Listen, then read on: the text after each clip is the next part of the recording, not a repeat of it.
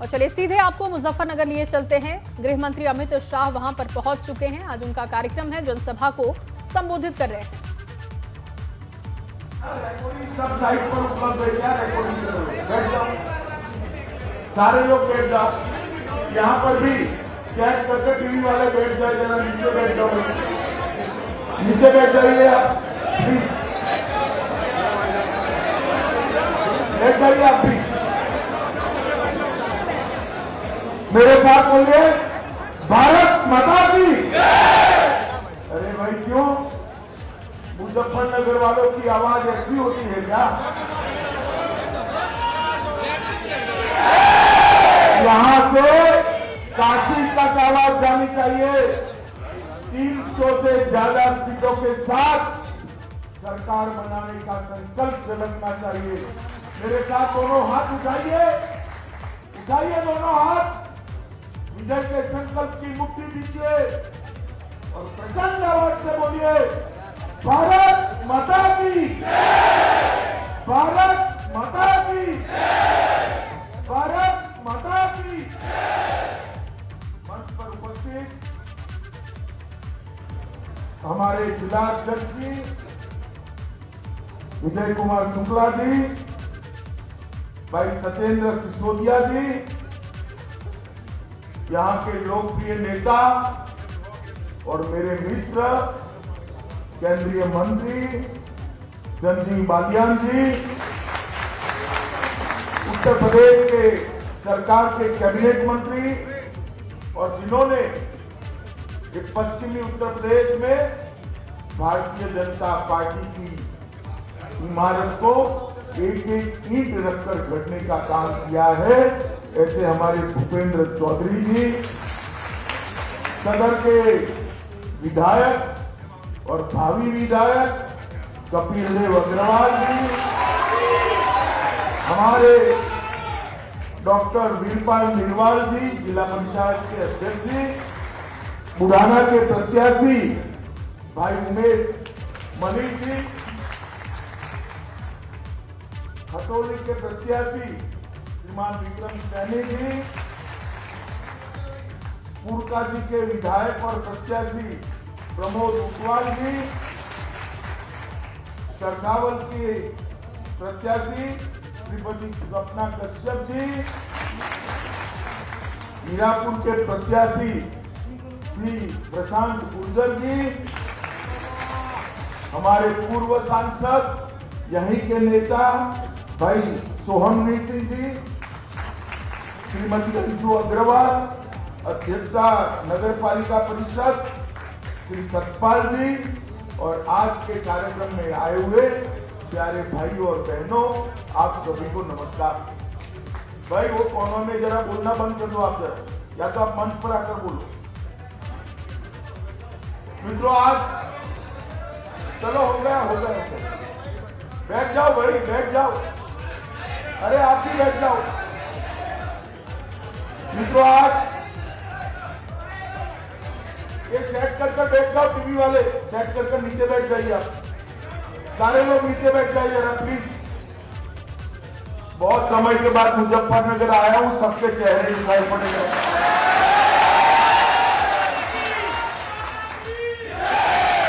मित्रों बहुत समय के बाद मुजफ्फरनगर की ये वीर भूमि पर मैं आया हूं।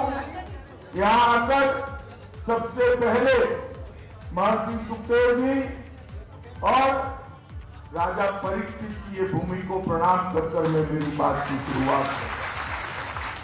स्वतंत्रता संग्राम में दूधली गांव के क्रांतिकारियों ने जो इतिहास यहां पर रचा है, उसको भी स्मरणांजलि देकर मैं प्रणाम करना चाहता हूं। आजादी का विकल फूंकने वाले आसाराम शर्मा जी को और यहां से ही पूरे देश के किसानों को किसान हित के लिए जागरूक करने वाले चौधरी चरण सिंह को भी मैं नमन करके मेरी बात की शुरुआत करता हूं। मित्रों यही भूमि है जिन्होंने किसानों के लिए सदैव आवाज बुलंद की। श्री महेंद्र सिंह टिकैत को भी मैं प्रणाम करता हूं। मित्रों आज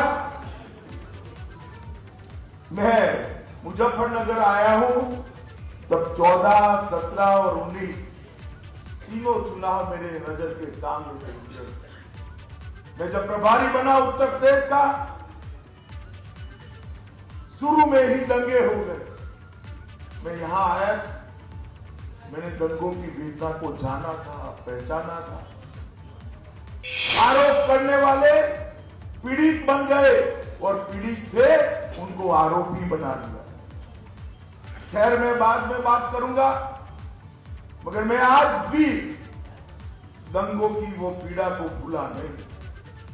फिर भी 14, 17 और 19 को जब भी यहां भारतीय जनता पार्टी आई, जब भी मैं आया, जब भी मोदी जी आए, आपने भाजपा की झोली को वोटों से भरकर यहां से हमारे,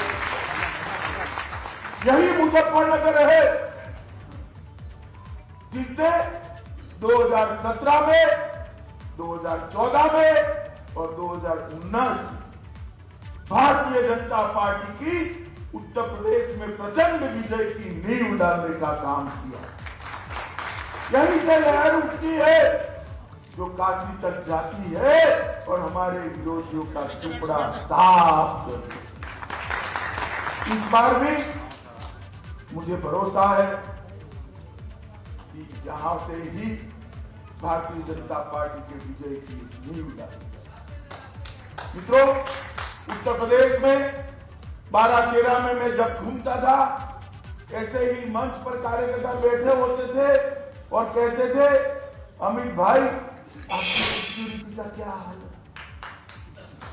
यहां पर हर व्यक्ति को सिक्योरिटी की चिंता होती है।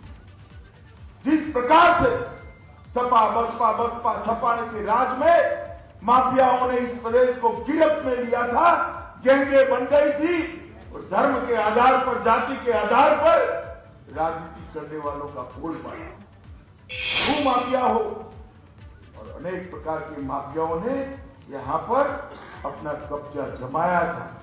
और आज जब मैं आया हूं, कोई सुरक्षा की बात नहीं कर रहा है। उत्तर प्रदेश के अंदर 2017 में भारतीय जनता पार्टी की योगी आदित्यनाथ की सरकार बनने के बाद ये सारे के सारे गुंडे उत्तर प्रदेश की बाउंड्री के बाहर चले गए। उत्तर प्रदेश को हमने वादा किया था कि हम उत्तर प्रदेश को माफियाओं से मुक्त करेंगे, उत्तर प्रदेश को सुरक्षा देंगे, इसको सलामत बनाएंगे, माताओं बहनों का सम्मान होगा, इनकी कोई छेड़खानी नहीं कर पाएगा।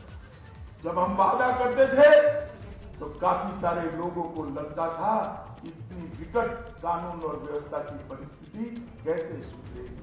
मित्रों, 2017 के बाद 2022 में आपके सामने आया हूं, भारतीय जनता पार्टी का रिपोर्ट कार्ड लेके आया हूं।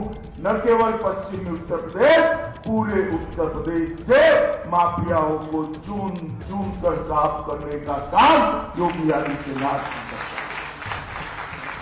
पहले सपा बसपा ने यहां शासन किया तो बहन जी की पार्टी है, वो आती थी तो एक जाति की बात करती थी, कांग्रेस पार्टी आती थी तो परिवार की बात करती थी, और अखिलेश बाबू आते थे तो गुंडा माफिया और तुष्टीकरण की बात करते थे। आज भारतीय जनता पार्टी के 5 साल हो गए, ना जाति की बात है, ना परिवार की बात है, ना गुंडे माफिया तुष्टीकरण की बात है तो सुरक्षा और विकास की बात है और कोई बात नहीं। और अखिलेश बाबू को मैं सुनता था, कल भी कहकर गए यहां, उनको लाज भी नहीं आती, झूठ भी इतने जोर से बोलते हैं कि कोई सच मान जाता है। उन्होंने कहा कानून और व्यवस्था की परिस्थिति ठीक नहीं है।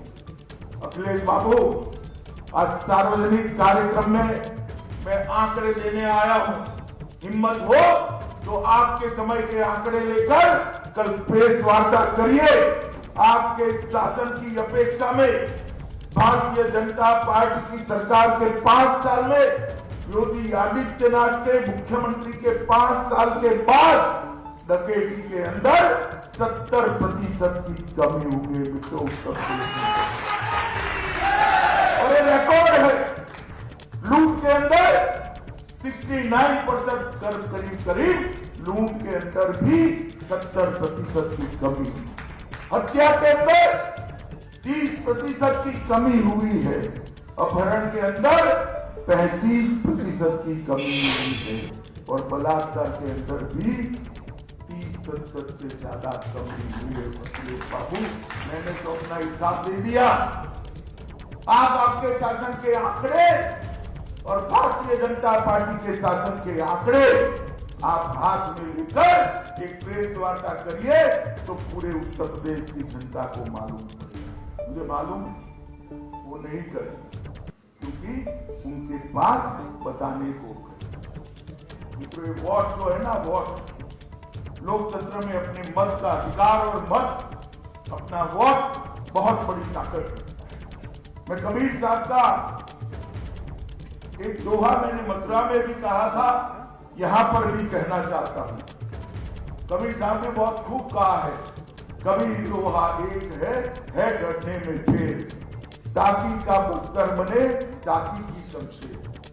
उत्तर प्रदेश का वोट आपका एक ही है, वो माफिया राज भी ला सकता है और माफिया राज से मुक्ति भी दिला सकता है। अगर सपा बसपा के साथ गया वोट तो फिर से जातिवाद की बात आएगी, फिर से माफियाओं का राज आएगा। अगर गया वोट भारतीय जनता पार्टी के पास तो मोदी जी के नेतृत्व में उत्तर प्रदेश देश का नंबर 1 राज्य बनेगा। मित्रों, उत्तर प्रदेश देश का मित्रों, मुजफ्फरनगर के दंगे जिस प्रकार से वोट बैंक को ध्यान में रखकर दंगों में पुलिस ने कार्रवाई की, ऐसा पूरे देश में कहीं पर जो पीड़ित थे उनको आरोपी थे उनको हजारों की फर्जी केस दर्ज करने का काम किया है। मैं तो संजीव बालियान के नेतृत्व में भारतीय जनता पार्टी के संगठन को बहुत बधाई देना चाहता हूं कि फर्जी केस के सामने उन्होंने न्याय की बधाई दी। चाहे अदालत में लड़नी पड़ी हो, चाहे रोड पर लड़नी पड़ी हो, और दंगों के समय भारतीय जनता पार्टी दंगों के पीड़ितों के साथ चट्टान की तरह खड़ी है। मैं आज भी मुजफ्फरनगर की जनता को पूछना है, पूरे पश्चिमी उत्तर प्रदेश की जनता को पूछने आया, यहां से लेकर सहारनपुर की जनता को पूछने आया कि आप भूले हैं क्या दंगे? जरा बोलिए जोर से, भूले हैं क्या? भूले हैं तो फिर से अगर पहुंचने में गलती कर दी तो वही दंगे कराने वाले फिर से लखनऊ की गद्दी पर बैठ गए। अगर कमल चुना तो दंगे नहीं होंगे। हमारे शासन में उत्तर प्रदेश के अंदर एक भी बड़ा दंगा नहीं हुआ। दंगा करने वाले जेल की सलाखों के पीछे। मित्रों, जिस प्रकार से भारतीय जनता पार्टी ने शासन किया है, इससे हमारी बात ये सही निकली है कि हमने यहां पर कानून का राज स्थापित किया है। मित्रों, अभी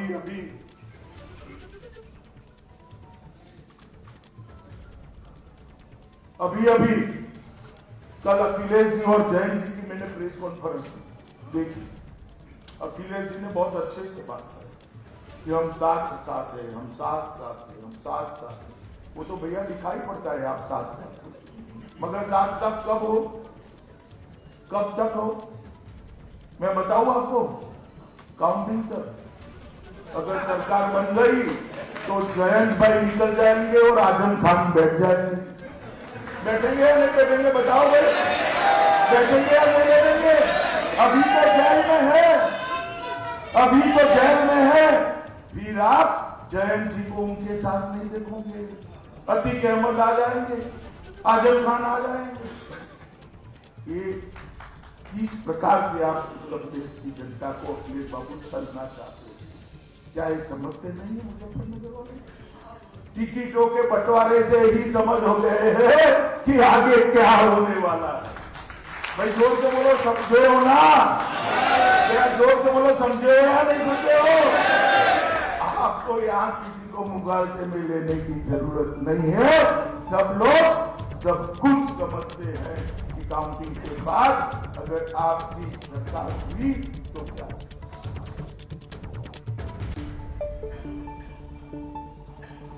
मित्रों, ये भूमि हमेशा वीरों की भूमि और विशेषकर जाट समाज हमारी सभी सुरक्षा बलों में और सेनाओं में घर घर कर हमारे समाज के लोग, यही धरती के लोग, यही पश्चिमी उत्तर प्रदेश और हरियाणा के लोग,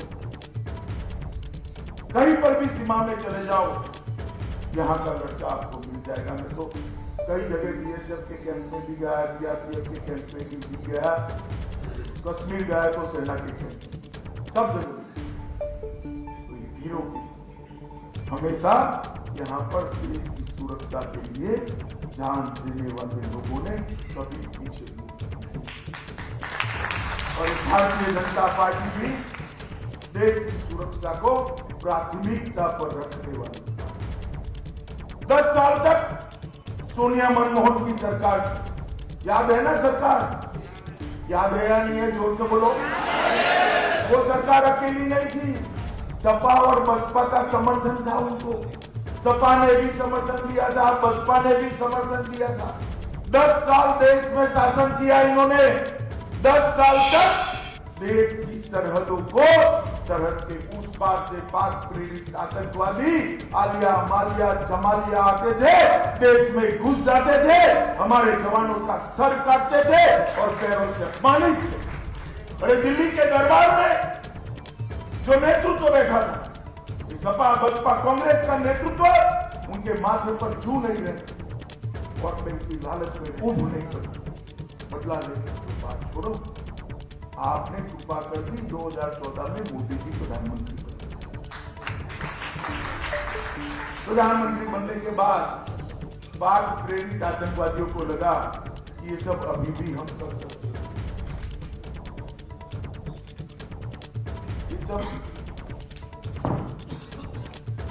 ये सब हम अभी भी कर सकते। तो उन्होंने उरी में हमला किया, अपने जवानों को जिंदा जला दिया। पुलवामा में हमला किया, 40 जवान मारे। मगर पाकिस्तान उगालते में था, उनको मालूम नहीं था यहाँ प्रधानमंत्री बदल गया है, पार्टी बदल गई है। अब मनमोहन सिंह जी प्रधानमंत्री नहीं है, नरेंद्र मोदी जी प्रधानमंत्री है और कांग्रेस सपा बसपा नहीं है, भारतीय जनता पार्टी की सरकार है। 10 दिन के अंदर सर्जिकल स्ट्राइक और एयर स्ट्राइक कर पाकिस्तान के घर में घुसकर आतंकवादियों का सफाया। आप मुझे बताइए भाइयों, इस देश को ये सपा बसपा कांग्रेस सुरक्षित रख सकते हैं क्या? जोर से बोलिए, रख सकते हैं क्या? उत्तर प्रदेश को सपा बसपा कांग्रेस सुरक्षित रख सकती है क्या? केवल और केवल नरेंद्र मोदी के नेतृत्व में भारतीय जनता पार्टी ही देश को सुरक्षित रख सकती है। और ये चले हैं कहने के लिए हम कानून का राज लाएंगे। मित्रों, भारतीय जनता पार्टी हर क्षेत्र, हर समाज के हमारे जो पूर्वज हैं उसका सम्मान करने में विश्वास है। आज तक राजा महेंद्र प्रताप सिंह के नाम पर कुछ नहीं हुआ। हमने राजा महेंद्र प्रताप सिंह के नाम पर अलीगढ़ विश्वविद्यालय का निर्माण कराने का काम किया और मोदी जी स्वयं वहां रहे। और ये जो कार्यांजलि दी है वो सिर्फ महेंद्र प्रताप सिंह को नहीं दी है, टांडा रमाला रोड का नाम चौधरी चरण सिंह के नाम पर रखा, छपरोली बरनाला रोड का नाम महेंद्र सिंह टिकेत के नाम पर रखा, विजयवाड़ा तक जाने वाली सड़क का नाम दादी चंद्रा तोमर के नाम पर रखा। हरियाणा में सर छोटू राम की प्रतिमा को हमने प्रस्तावित करने का काम किया। कांग्रेस पार्टी अगर मूर्ति लगाएगी किसी की तो ज्यादा से ज्यादा राहुल गांधी, इंदिरा गांधी, जवाहरलाल नेहरू इससे आगे नहीं जाते। उनको तो सरदार पटेल से भी दिक्कत है। ये तो मोदी जी थे जिन्होंने आसमान को छूने वाला सरदार का स्टैच्यू केवड़िया कॉलोनी में बनाया। मोदी जी ने सरदार पटेल को सम्मान देने का काम किया और मोदी जी है जिन्होंने ब्रिटेन में सुभाष बाबू के पुतले को लगाने का संकल्प इस देश के लिए, जिन्होंने देश के लिए, समाज के लिए योगदान किया। कि परिवार वाली पार्टियां इनका सम्मान नहीं कर सकती, अपने परिवार के इर्द वो। कल बात करते थे किसान की। अखिलेश भाई, आपका और सपा का 10 साल सरकार रहा, पुरानी छोड़ दीजिए, विशुद्ध सरकार 10 साल रही। किसानों के लिए आपने क्या किया लेकर आइए। हम पूछना चाहते हैं, नरेंद्र मोदी जी ने उत्तर प्रदेश के, सिर्फ उत्तर प्रदेश के अंदर 2,53,58,000 किसानों को 37,800 करोड़ रुपया प्रति साल 6,000 के हिसाब से बैंक अकाउंट में डायरेक्ट भेजने का काम किया है। हमने वादा किया था 2017 में कि किसानों का ऋण हम माफ करेंगे और 36,000 करोड़ का ऋण योगी जी ने 1 सप्ताह के अंदर माफ करने का काम किया। मित्रों, एक गन्ना का क्षेत्र है, लगभग 1,48,000 करोड़ का गन्ने का भुगतान ये भारतीय जनता पार्टी की सरकार ने पहले सालों तक, हमें मालूम है, उत्तर प्रदेश में 42 चीनी मिलें थी, 21 बंद करा दी। किसने कराई? ये बसपा ने कराई, ये बुआ भतीजा ने कराई। इसमें घोटाले हुए, सीबीआई जांच भी इसकी चल रही। हमारे समय में एक भी चीनी मिल बंद नहीं। किसानों का 1,48,000 करोड़ रुपया समय पे चुकाने का काम किया। कुछ जगह देरी हो जाती है, मुझे कुछ किसान मिले थे, उन्होंने कहा कि अमित भाई कई बार देरी भी हो जाती है, मैं क्या करें, डंडा लेकर तो नहीं कर सकते, इतना जल्दी के हाथ जल्दी चुकाया मगर देरी होती।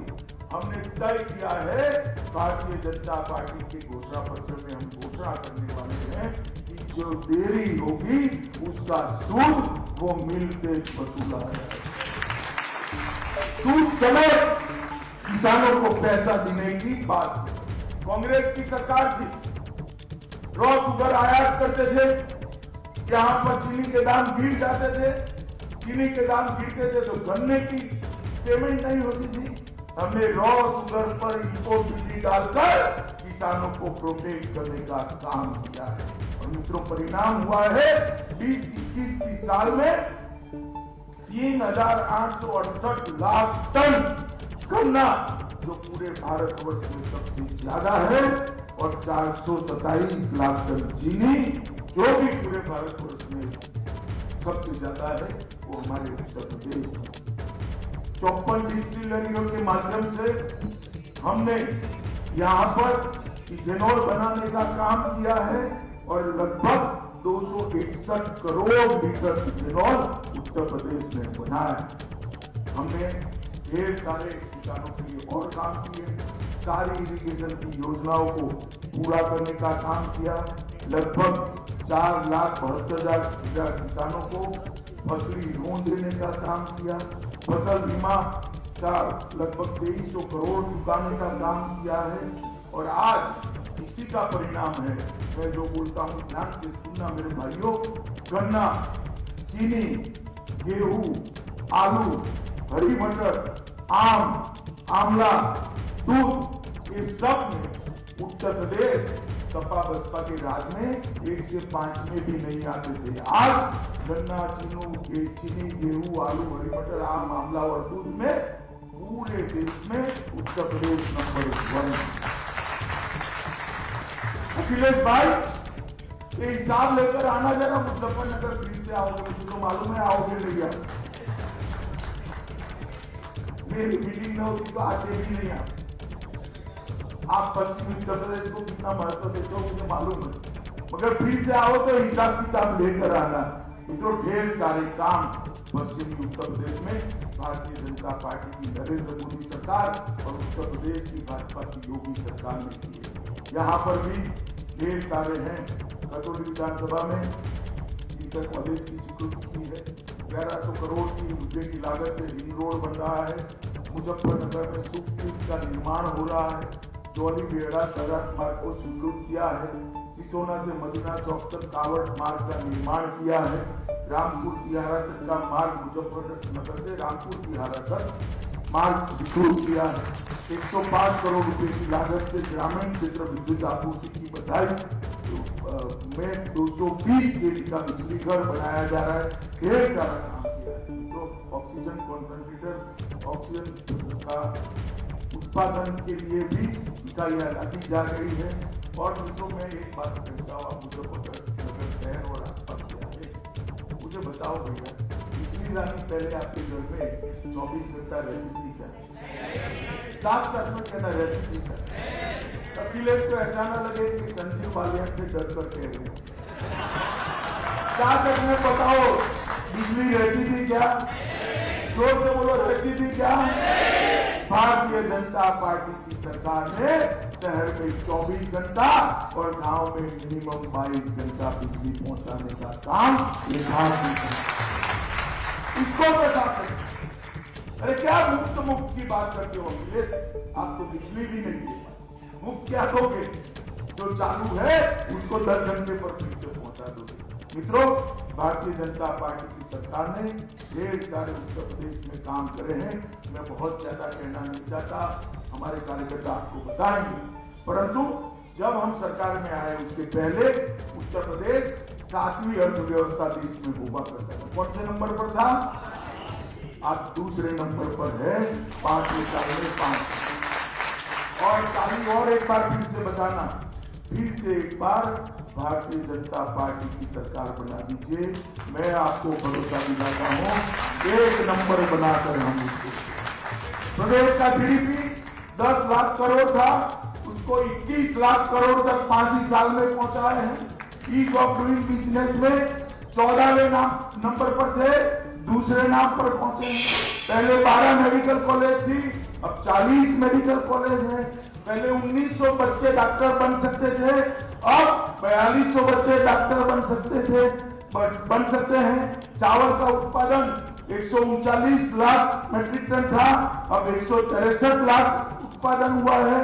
और अखिलेश बाबू, ये आंकड़ा खास सुन लेना, गेहूं और चावल की खरीदी आप 193 की सिर्फ खरीदी आप 123 लाख टन करते थे। योगी जी के समय में इसको 214 लाख टन करने का काम भारतीय जनता पार्टी की सरकार ने। दलहन का उत्पादन भी बढ़े हैं। आप 4 अड्डे हवाई अड्डे छोड़कर गए थे, हमने 8 बना दिए। और मुजफ्फरनगर वालों, याद रखना, जेवर का हवाई अड्डा बनेगा ना, उस दिन ही आपकी भूमि की कीमतों में 50% की बढ़ोतरी होने वाली है। इतना मत बोल, जेवर का हवाई अड्डा बनने तक ये मेरठ का एक्सप्रेसवे सिर्फ मेरठ को फायदा नहीं करेगा, पूरे पश्चिमी उत्तर प्रदेश को करेगा मित्रों। और ढेर सारे गरीब कल्याण के काम करे हैं।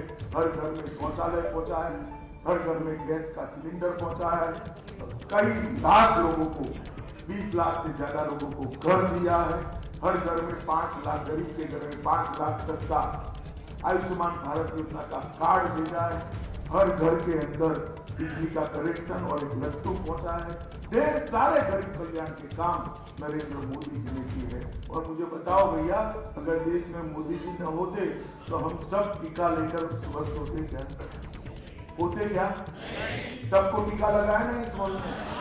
हाथ ऊपर करो तो लगाए ना। ये अखिलेश बाबू कहते थे ये भाजपा का टीका है, लीजिए मत। उन्होंने नहीं लिया, फिर डरकर उन्होंने भी लगा दिया। मैं अखिलेश जी को पूछना चाहता हूं, आपकी कोई ऐसी आबरू नहीं है कि यूपी की जनता आपकी बात माने, मगर मान रही होती तो तीसरी लहर में क्या होता भैया? क्या होता? सफाया होता है या नहीं होता? तो मित्रों, इनको जनता की चिंता नहीं है, भाजपा का विरोध करना उनका काम है, मगर मोदी जी ऐसे विरोध से डरते नहीं है। डंके की चोट पर 130 करोड़ लोगों को टीका लगाने का काम करा और उत्तर प्रदेश में 15 करोड़ लोगों को हर व्यक्ति 5 किलो अनाज 2 साल तक देने का काम भारतीय जनता पार्टी ने। तो आज मैं यहां पर आपके सामने बड़ी विनम्रता से हमारे कामों को बताकर वोट मांगते हैं।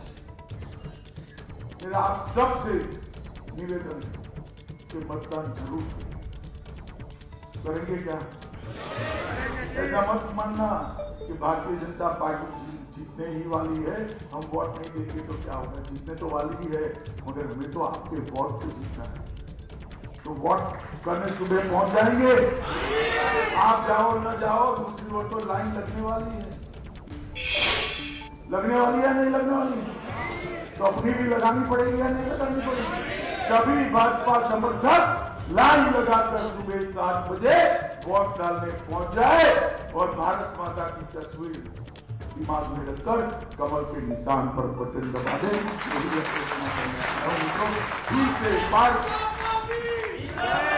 एक बार देश के यशस्वी प्रधानमंत्री नरेंद्र मोदी जी पर भरोसा करिए और उत्तर प्रदेश में 300 के सीटों के साथ फिर से एक बार सरकार बनाइए। योगी आदित्यनाथ को एक बार मौका दीजिए, हम उत्तर प्रदेश को देश का नंबर 1 राज्य बनाएंगे। यही बात कहकर मेरी बात समाप्त करता हूँ। वंदे मातरम।